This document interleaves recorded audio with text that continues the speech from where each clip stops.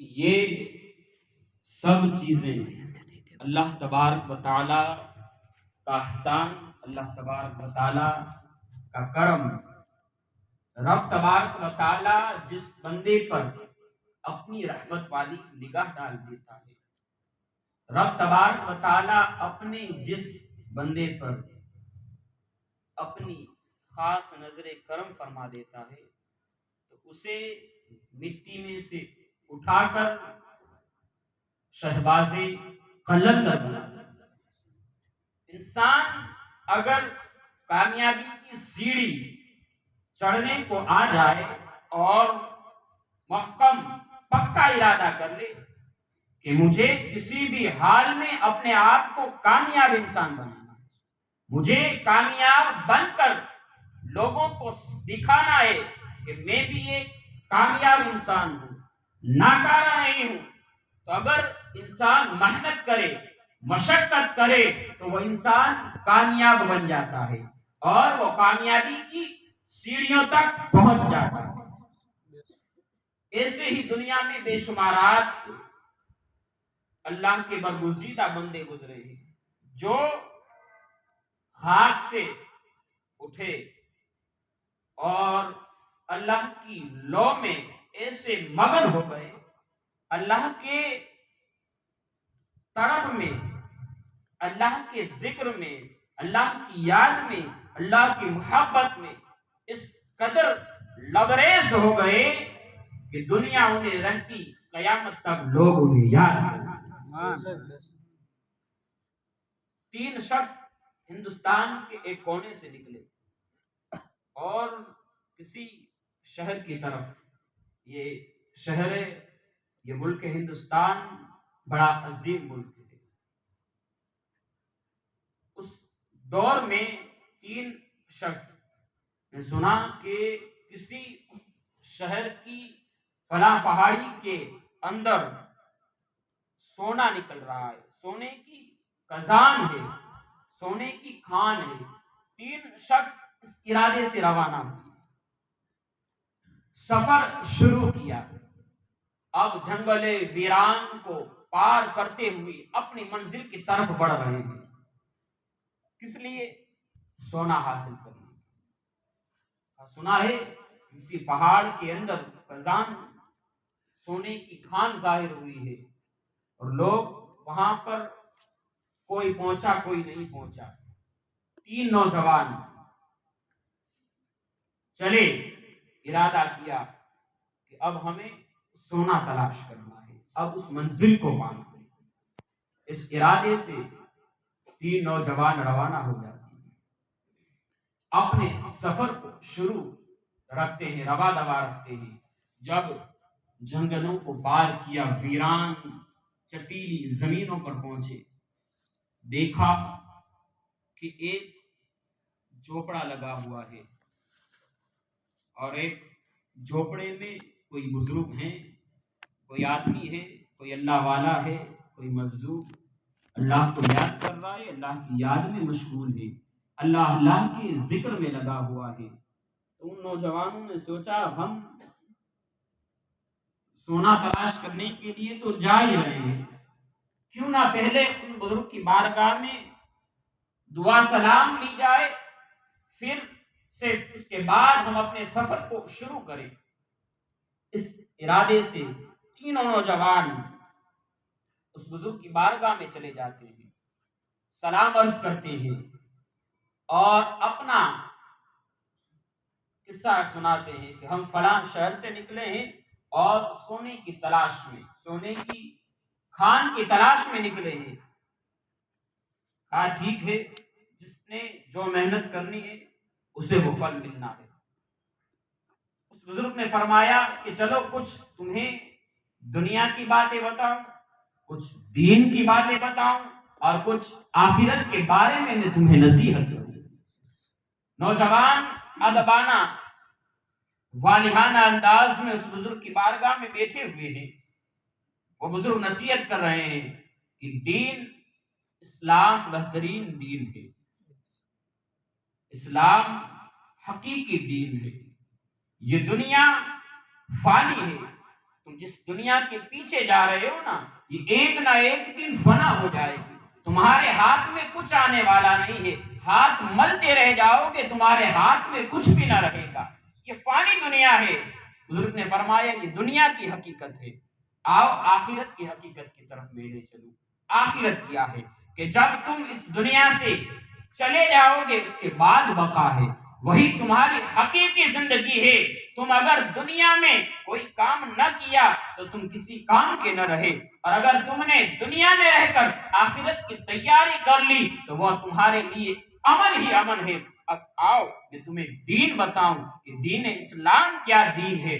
بزرگ نے فرمایا کہ دین اسلام ایسا دین ہے کہ تمام دین باطلہ ہیں اور سچا دین دین اسلام، صرف دین اسلام. ایک نوجوان کے دل میں اس بزرگ کی بات اتر گئی. اللہ اللہ، اس نوجوان کے دل میں اس بزرگ کی بات گر کر گئی، تیر کی طرح چبھ گئی. کہا اپنے دوستوں سے، جاؤ اب تم اپنے راستے پر چلو، ہمیں کوئی سونے کی ضرورت نہیں. اب مجھے دنیا کے کسی عیش و آرام کی مجھے ضرورت نہیں ہے. جاؤ تم اپنے راستے پر چلو، میں اپنے راستے پر چلتا ہوں. ان دو نوجوان نے تیسرے نوجوان سے کہا کہ جب ہم نے سفر طے کیا تھا تو بات یہ طے ہوئی تھی کہ سب لوگ ایک ساتھ سفر میں رہیں گے، اب کوئی بیچ میں نہ چھوڑے. تو اس تیسرے نوجوان نے کہا کہ اگر یہی بات ہے اور یہی بات طے ہوئی تھی کہ ایک ساتھ سفر کو شروع ہوا ہے اور ایک کے ساتھ اس سفر کو مکمل کر لیا جائے گا، تو آؤ میں تمہیں دین کی دعوت دیتا ہوں اور آؤ ہم دین کی طرف چلے آئیں. دنیا کو چھوڑ دے، تم میرے راستے پر آ جاؤ تاکہ تمہیں بھی کامیابی مل سکے، تم بھی کامیاب ہو جاؤ. دو نوجوان تھے، انہوں نے کہا کہ نہیں، اب تمہارے راستے پر، ہم ہمارے راستے پر. بس یہ کہہ کر یہ دو نوجوان چلے سونا تلاش کرنے کے لیے. تلاش الغرض سونا تلاش بھی کیا. واپس جب پلٹے نا تو اپنے دوست کے پاس آئے دکھانے کے لیے، دیکھ ہم نے سونے کو تلاش کر لیا، ہم نے سونے کی تھیلیاں بھر لی، دیکھ ابھی بھی تو اسی جھوپڑے میں اسی حال میں پڑا ہوا ہے، اسی حال میں ہے. کوئی تیرا پوچھنے والا نہیں ہے، کوئی تجھے سننے والا نہیں ہے، تجھے کوئی جاننے والا نہیں ہے. اب اس تیسرے نوجوان کو افسوس ہوتا ہے، اگر کاش میں اگر ان کے ساتھ چلا گیا ہوتا تو کچھ بات بن جاتی، تو میں بھی ان کی طرح مالدار ہو جاتا، میرے پاس بھی سونا ہوتا، میں بھی امیروں میں گنا جاتا، میرا بھی امیروں میں شمار ہوتا. بس یہی خیال ذہن سے گزرنا تھا. اور جو بزرگ تھے نا، جو اللہ والے، وہ سمجھ گئے. اس کے چہرے کو دیکھا، اترا ہوا چہرہ ہے، شرمندگی کے آثار ہے اس کے چہرے پر. سوچ رہا ہے کہ کیا معاملہ ہے، کیا ماجرا ہے. اب اس کو یہ نہیں بتلایا کہ یہ کوئی چیز نہیں ہے. ہاں ٹھیک ہے، لیکن اب جانے کا بھی کوئی راستہ نہیں ہے کہ واپس پلٹے. کہا کہ اب رہنا تو یہیں رہنا ہے، اب اسے نہیں چھوڑنا ہے.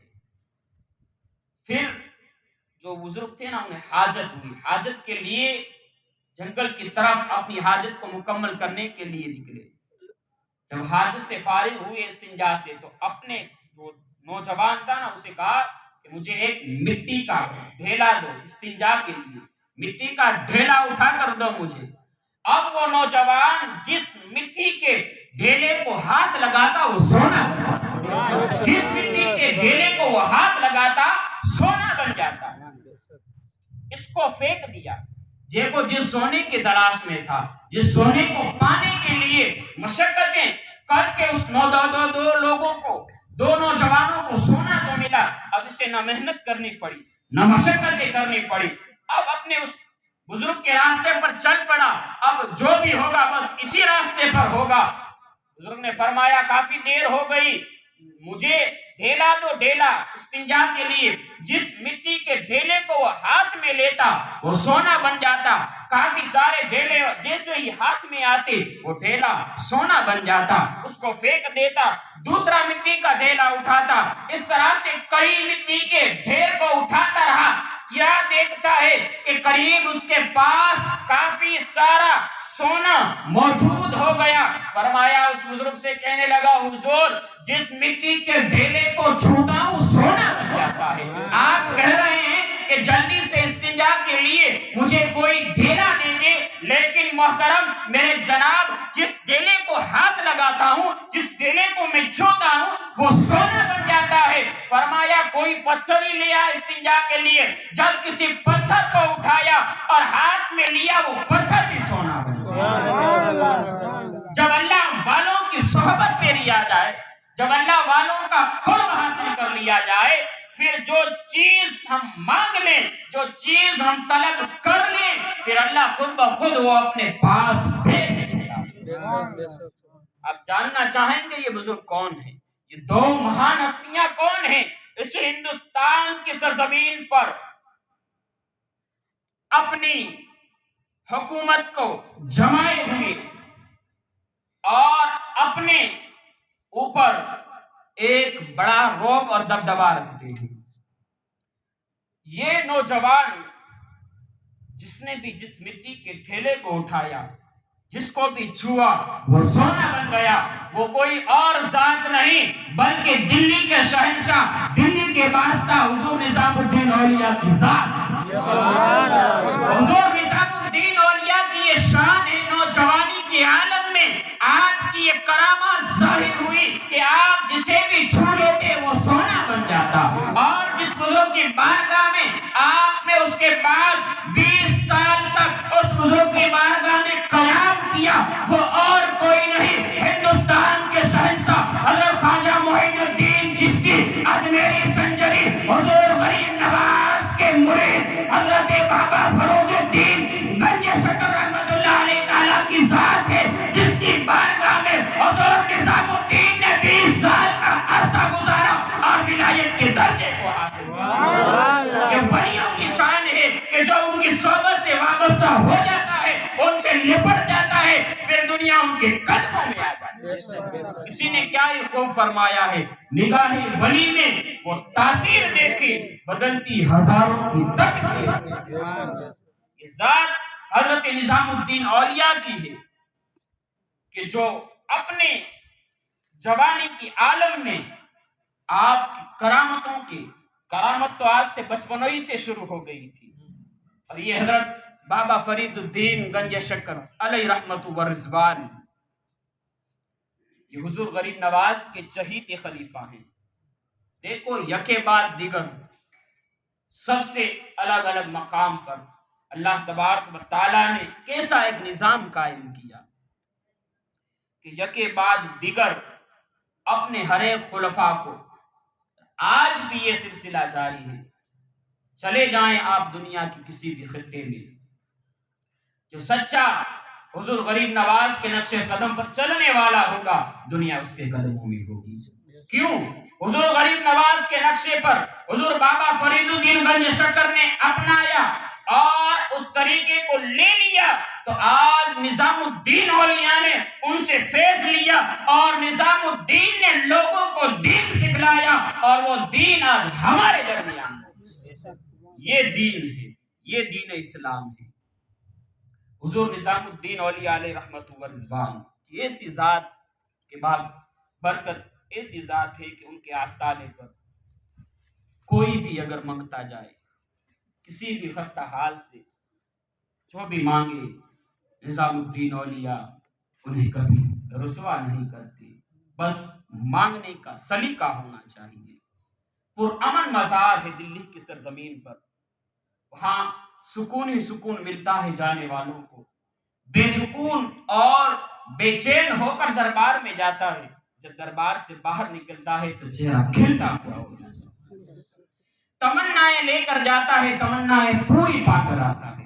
یہ دربار حضور نظام الدین اولیاء کی ایسی شان ہے، ایسی عظمت ہے کہ جس قدر جو بھی ان سے وابستہ ہو جاتا ہے پھر اس کا بیڑا دنیا میں بھی پار ہو جاتا ہے، آخرت میں بھی پار ہو جاتا ہے۔ حضور نظام الدین اولیاء اکثر اپنی زبان پر ایک جملے کو بار بار دہرایا کرتے تھے کہ وہ دھوبی کا بیٹا ہم سے بہتر ہے۔ ہر وقت فلسفہ، کون جانے عاشق کی نگاہوں میں کیا بسے، کون جانے عاشقوں کی نگاہ کیا دیکھتی ہو۔ حضور نظام الدین اولیاء ہر وقت ہر گھڑی ایک ہی جملہ فرمایا کرتے تھے کہ وہ دھوبی کا بیٹا سبقت لے گیا، وہ کمال کر گیا۔ لیکن حضور نظام الدین اولیاء کے جتنے مریدین تھے، جتنے بھی شاگرد تھے، کسی کی ہمت نہ تھی کہ اس کے بارے میں پوچھے کوئی کہ حضور آپ یہ فرما رہے ہیں، اس جملے کے پیچھے حقیقت کیا ہے، اس جملے کی آخر حقیقت کیا ہے کہ آپ نے فرمایا کہ دھوبی کا بیٹا سبقت لے گیا، دھوبی کا بیٹا ہم سے اچھا ہے۔ حضور نظام الدین اولیاء فرماتے ہیں کہ وہ ہم سے اچھا ہے۔ کون فرما رہے ہیں؟ دلی کے شہنشاہ، جو ایک بار اگر کسی پر اپنی رحمت والی نگاہ ڈال دے تو اس کی دنیا بھی سنور جائے، اس کی آخرت بھی سنور جائے۔ کوئی منگتا ان کی بارگاہ میں آ جائے، اپنے خالی دامن کو پھیلا دے تو ان کی جولیوں کو بھر دے۔ وہ نظام الدین اولیاء فرماتے ہیں کہ اس شخص سے، اس نوجوان دھوبی کا لڑکا حد سے بہتر ہے۔ اتنی بڑی ذات ہو کر یہ فرمائے، لوگ حیران ہیں، مریدین پریشان ہیں، آخرکار وجہ کیا ہے؟ حضور نظام الدین اولیاء علیہ رحمت و رضوان کے اس جملے کے ارشاد فرمانے کے پیچھے کی آخرکار وجہ کیا ہے؟ لوگ پریشانی میں ہیں، کشم میں ہیں، آخرکار ایسی کون سی وجہ ہے؟ اس جملے کی حکمت کیا ہے؟ اس جملے کا راز کیا ہے؟ کافی عرصہ گزرا لیکن مریدوں نے طے کیا آپس میں، دیکھو اگر کسی کوئی کام کروانا ہو کسی پیر سے یا کوئی دنیائی کام، تو اگر لوگوں کا ہجوم ہو تو وہ کام جلدی ہو جاتا ہے۔ حضور نظام الدین اولیاء علیہ رحمت و رضوان کے مریدوں نے آپس میں بات طے کی کہ ہم سب مل کر حضور نظام الدین اولیاء سے پوچھیں گے، حضور آپ کے اس جملے کے ارشاد کے پیچھے کی حقیقت کیا ہے؟ حضور نظام الدین اولیاء علیہ رحمت و رضوان کی بارگاہ میں وہ مریدین آئے، عرض کیا حضور آپ جب کبھی بھی اس جملے کو فرماتے، حضرت نظام الدین اولیاء فرماتے ہیں کہ وہ دھوبی کا نوجوان لڑکا ہم میں سے بہتر ہے، بس اتنا کہہ کر آپ غشت کھا کر بے ہوش ہو جاتے حضور نظام الدین اولیاء۔ لیکن ایک بار مریدوں نے طے کیا، اب پوچھنا ہے، حضور نظام الدین اولیاء کی بارگاہ میں آئے، عرض کیا حضور معاملہ کیا ہے، بس اس کے پیچھے کی حقیقت بتا دیں، ہم جاننا چاہتے ہیں۔ کہا جاننا چاہتے ہو؟ ہاں حضور جاننا چاہتے ہیں، آخرکار کون سی ایسی وجہ ہے؟ حضور نظام الدین اولیاء علیہ رحمت و رضوان نے فرمایا سنو اس کے پیچھے کی حقیقت کیا ہے، اس کا ماجرا کیا ہے۔ حضور نظام الدین اولیاء علیہ رحمت و رضوان نے فرمایا کہ شاہی خاندان اس وقت جو بادشاہ تھا اس کے وہاں دھوبی کے کپڑے آیا کرتے تھے دھلوانے کے لیے، شاہی دھوبی جسے بادشاہ کے پورے خاندان والوں کی، جہاں جتنے لوگ اس محل میں رہتے تھے تمام لوگوں کے کپڑے دھونے کا کام وہ دھوبی کیا کرتا تھا۔ اور اس دھوبی کا ایک لڑکا تھا، وہ دھوبی کئی عرصے تک اس بادشاہ کے گھر والوں کے کپڑے دھوتا اور اس سے اچھی طرح سے اس دور میں جس طرح سے کپڑوں پر استری کی جاتی اس طرح سے پریس کر کے کپڑے اچھی طرح سے سمیٹ کر راجا کے محل واپس پہنچائے جاتے تھے۔ کہا کہ جب اس کے وہاں دھوبی کے ایک لڑکا پیدا ہوا، عرصہ گزرا اور وہ جوانی کے عالم میں پہنچا، وہ لڑکا جوان ہوا، اس کا دھوبی کا لڑکا جوان ہوا، اور جب شاہی خاندان کے کپڑے اس راجا کے گھر کے تمام افراد کے لوگوں کے کپڑے اس دھوبی کے پاس آیا کرتے تھے، جب وہ لڑکا نوجوان ہو گیا، جوانی کی عالم میں قدم رکھا، تو اب اسے بھی اپنے کام میں ہاتھ بٹانے کے لیے اس دھوبی نے اپنے ساتھ ملا لیا، کہا چل تو بھی اب ہمارے کام میں ہاتھ بٹایا کر۔ اس نے بھی راجا کے گھر کے تمام لوگوں کے کپڑے دھویا کرتا تھا۔ اس کپڑے میں راجا کی ایک بیٹی شہزادی کے بھی کپڑے آیا کرتے تھے۔ اب اس کپڑے کو دیکھ کر اس نوجوان کو اس شہزادی سے محبت ہو جاتی۔ اب جب کبھی بھی شہزادی کے کپڑے آتے، راجا اور اس کی بیوی کے کپڑے اس کے گھر والے دھوتے، اور اس شہزادی کے کپڑے کو وہ نوجوان دھوتا، اچھی طرح سے اسے ہر قسم کی ہر طرح سے سجاوٹ کے ساتھ تیار کرتا اور محل پہنچاتا۔ کافی عرصہ گزرا، جب اس کے ماں باپ کو، جب دھوبی کو یہ بات معلوم ہوئی، اس کی ماں کو پتا چلی کہ یہ تو ہمیں کسی دن قتل کروا دے گا، یہ تو راجا کی بیٹی سے محبت کرنے لگا، ہم نچلے درجے کے لوگ اور کہاں راجائی خاندان، اگر وہاں بات پہنچی تو یہ ہمیں قتل کروا دے گا۔ اور اس دھوبی نے، اس لڑکے کے باپ نے اس نوجوان کے اوپر پابندی لگا دی، اب تو کسی شاہی خاندان کے کپڑے کو نہ دھوئے گا، نہ تو چھوئے گا، نہ انہیں تو کسی طرح سے دیکھے گا، پابندی لگ گئی۔ اب دن گزرتے گئے، وقت گزرتا گیا، اب دیکھو اس نوجوان نے کبھی شہزادی کو دیکھا نہیں ہے، ابھی شہزادی کے صرف کپڑے کو دیکھ کر اس سے محبت ہو گئی، اب ہر چیز رکی ہوئی ہے، اب روک دیا گیا، جس چیز سے محبت ہوئی تھی اب اسے دیدار کے لیے اس شہزادی کے کپڑے بھی میسر نہ ہوئے۔ اب وہ لڑکا بیمار ہونے لگا، ایک عرصہ گزرا، اس کا انتقال ہو جاتا۔ اللہ اکبر، اس دنیا سے وہ چلا جاتا ہے، اس دنیا کو الوداع کر کے رخصت ہو جاتا ہے۔ جب اس دھوبی نے، جب راجا شاہی کا یہ کپڑے دھونے کا سلسلہ شروع ہی رہا، جب کپڑے میں تبدیلی ہوئی، جب ایک آدمی کام کرتا ہے تو اسے پتا ہوتا ہے اگر کوئی اچانک ایک دن کے لیے کوئی کام لے تو سمجھ میں نہیں آتا کہ یہ کام دوسرے کا کیا ہوا ہے۔ جو میرا آدمی روزانہ کام کرتا ہے اس کا انداز یہ نہیں، اس کا طریقہ یہ نہیں، وہ اور طریقے سے کام کرتا ہے، کام ایک ہی ہے لیکن انداز بدل جاتا ہے اور کام کے طریقے بدل جاتے ہیں۔ جب اس شہزادی کے پاس وہ دھوبن جب کپڑے لے کر گئی تب دیکھا اور اس سے پوچھنے لگی کپڑا دیکھ کر کہ یہ کپڑا کس نے دھویا ہے؟ کہا ہے کہ شہزادی اس کپڑے کو میں نے دھویا ہے۔ کہا ہے کہ اس کپڑے کو سمیٹا کس نے؟ کہا ہے کہ اس کپڑے کو میں نے سمیٹا ہے۔ کہا ہے کہ اس سے پہلے کپڑے کو کون دھویا کرتا تھا؟ اس کپڑے کو کون سمیٹا کرتا تھا؟ وہ دھوبن اس شہزادی سے کہتی ہے کہ اس کپڑے کو پہلے بھی میں دھویا کرتی تھی اور میں بھی سمیٹا کرتی تھی۔ وہ شہزادی غصہ ہو جاتی ہے اور اس کپڑے کو دھوبن کے منہ پر مارتی ہے اور کہتی ہے میں نے دیکھا ہے دھونے کا انداز بھی الگ تھا، کپڑے سمیٹنے کا بھی انداز الگ تھا۔ پھر شہزادی نے جس طرح سے کپڑا سمیٹ کر اس شہزادے سے انتقال سے پہلے جس طرح سے کپڑا سمیٹ کر شہزادی کے پاس پہنچتا تھا، شہزادی نے کپڑا سمیٹ کر اس دھوبن کو دکھایا۔ جب کپڑا کچھ دن پہلے آتا تھا تو اس طرح سے سمیٹ کر آتا تھا، اب ماحول بدل گیا ہے، اب دوسری طرح کے سمیٹ کر آتا ہے۔ اب ماں کا دل بھر آیا، ماں کی آنکھوں میں آنسو آ گئے۔ اب اس شہزادی کے سامنے وہ دھوبن کی آنکھوں میں آنسو آ گئے۔ وہ شہزادی پوچھتی ہے دھوبن رو کیوں رہی ہے، رونے کی وجہ کیا ہے؟ فرمایا شہزادی میرا ایک نوجوان بیٹا جو کچھ دن پہلے اس دنیا کو چھوڑ کے چلا گیا، اس دنیا کو الوداع کہہ کر چلا گیا۔ اس میں حکمت کیا ہے؟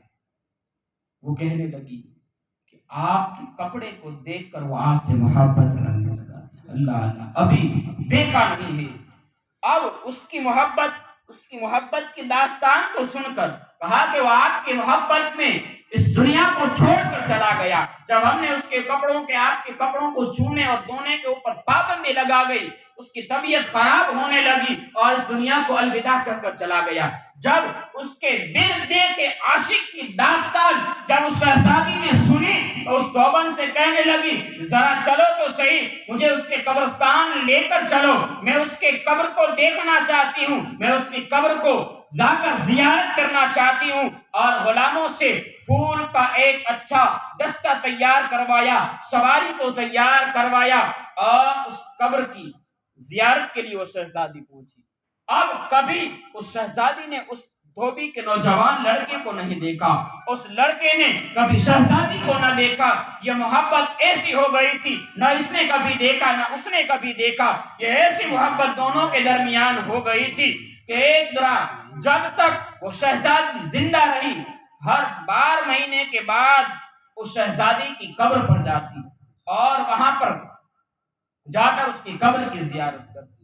نظام الدین اولیاء علیہ رحمت و رضوان اس واقعے کو بیان کر رہے ہیں، فرما رہے ہیں کہ اس میں حکمت کیا ہے، اس میں میرے مریدوں سمجھنے کی بات کیا ہے کہ اس نے ابھی اپنے عاشق کو دیکھا نہیں، اس معشوق نے اپنے عاشق کو دیکھا نہیں اور اس عاشق نے اپنی معشوقہ کو دیکھا نہیں، لیکن دونوں کے درمیان کیسی محبت ہے، کیسی الفت ہے۔ اے میرے مریدوں، ہم اس اللہ تبارک و تعالیٰ کو مانتے ہیں، اس اللہ تبارک و تعالیٰ کے لیے ہم نماز تو پڑھتے ہیں، ہم روزہ تو رکھتے ہیں، ہم زکوٰۃ تو دیتے ہیں، لیکن محبت کے انداز میں ہم نماز نہیں پڑھتے ہیں، ہم نماز ادا نہیں کرتے۔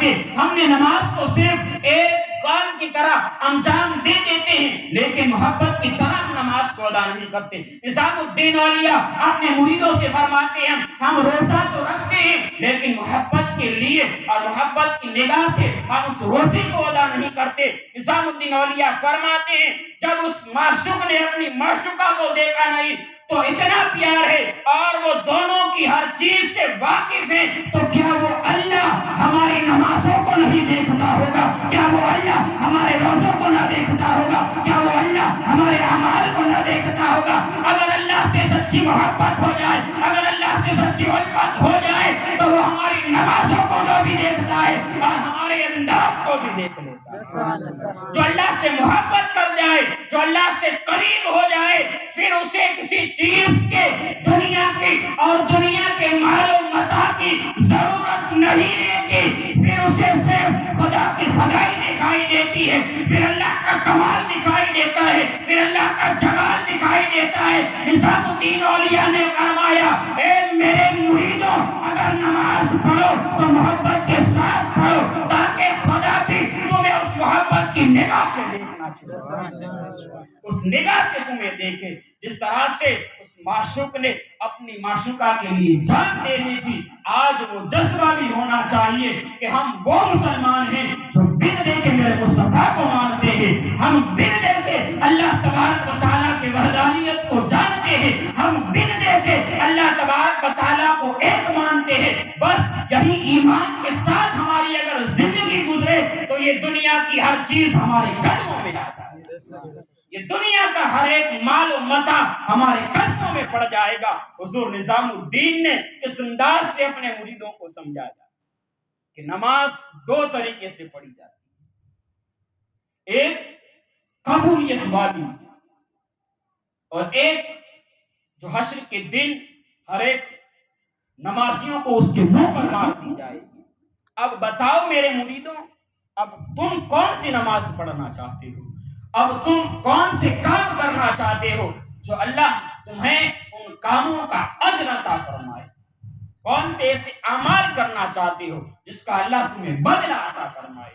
مریدوں نے عرض کی حضور ہم وہی نماز پڑھنا چاہیں گے جو اللہ کی بارگاہ میں قبول ہو، ہم وہی عمل کرنا چاہیں گے حضور جو اللہ تبارک و تعالیٰ کی بارگاہ میں ہمارے عمل کو قبول کیا جائے۔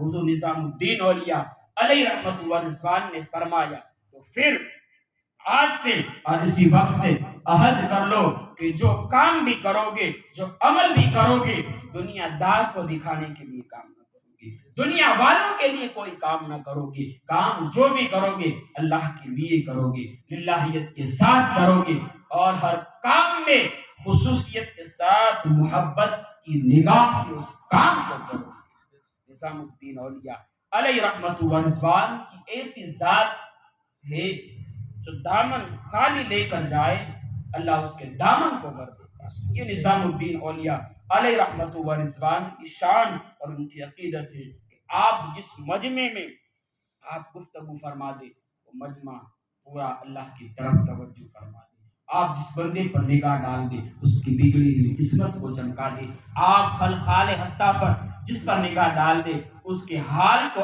آپ بنا دے، آپ بن دیکھے ہر ایک چیز کو عطا فرما دے، اور جو دیکھیں اور جو عطا فرمائیں، جو بھی آپ سے مانگنے آئے اس کو اتنا عطا فرمائیں کہ کوئی آپ کے در سے خالی ہاتھ لوٹ کر بن جائے۔ یہ ذات حضور نظام الدین اولیاء علیہ رحمت و رضوان کی ہے۔ اس محبوب الہی کو، اس نظام الدین اولیاء کو یہ مقام کیسے ملا، یہ مرتبہ کیسے ملا؟ یہ ماں کی بدولت ملا ہے۔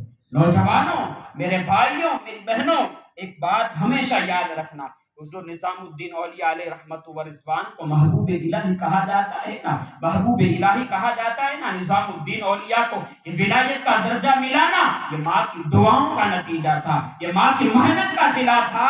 تو آج اپنے ماں باپ کا ادب کر لینا، ماں باپ کا احترام کر لینا، تاکہ تمہاری دنیا بھی سمجھ جائے اور تمہاری آخرت بھی بن جائے۔ اور جس نے ماں باپ کو ناراض کیا، جس نے ماں باپ کی نافرمانی کی، یقیناً اس کا ٹھکانہ جہنم بھی ہوگا۔ اگر ماں کے ہاتھ دعا کے لیے اٹھ جائے تو اللہ جب تک وہ ماں دعا سے ہاتھ کو واپس لے اس سے پہلے اللہ اس ماں کی دعا کو قبول کر لیتا ہے۔ تو یاد رکھیں، اگر ماں نے اچھی نیت کے ساتھ اگر اولاد کے لیے دعا کر دی نا تو یقیناً اس کا قسمت کا ستارہ چمک جائے گا، اور اگر ماں نے اپنی اولاد کے لیے بد دعا کی دعا کر دی نا، بد دعا کی، تو اس کا دنیا میں کوئی پرسان حال نہ ہوگا، دنیا میں بھی وہ در بدر کی ٹھوکریں کھاتا پھرے گا، اور حشر میں بھی اس کا کوئی پوچھنے والا نہ ہوگا، بس اس کا ٹھکانہ جہنم ہوگا۔ کیوں کہ والدین کو جس نے ناراض کیا، ماں باپ کو جس نے ستایا، پھر اس کو اللہ تبارک و تعالیٰ کبھی معاف نہیں کرے۔ کیوں کہ ماں باپ کو اللہ تبارک و تعالیٰ نے وہ عظمت دی، وہ شان عطا فرمائی، لیکن بس اسی بات کو سمجھے کہ اگر وقار چاہتے ہو، اگر کامیابی چاہتے ہو تو اپنے ماں باپ کا ادب کرنا، ان کا احترام کرنا، ان سے محبت کرنا، تو تم کامیاب ہو جاؤ گی اور تم کامیاب ہو جاؤ گی۔ بس اللہ تبارک و تعالیٰ کے اس مقبول بندے کی نصیحت کو ذہن میں رکھے کہ انہیں وہ مقام ملا اپنی ماں کی دعاؤں کی وجہ سے ملا۔ اگر آج ہمیں بھی وہ مقام حاصل کرنا ہے تو اپنے ماں باپ کا ادب کر لینا، ان کا احترام کر لینا، تاکہ اللہ ہمیں وہ مقام عطا فرمائے۔ اللہ اپنے والدین کے صدقے میں اللہ ہم سبوں کی مغفرت فرمائے۔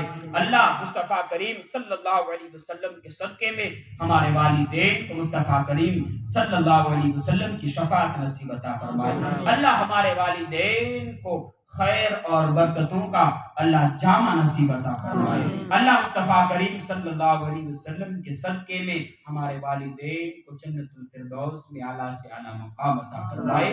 وما علینا الا البلاغ المبین۔ السلام علیکم ورحمۃ اللہ وبرکاتہ۔ صلاۃ و سلام کے لیے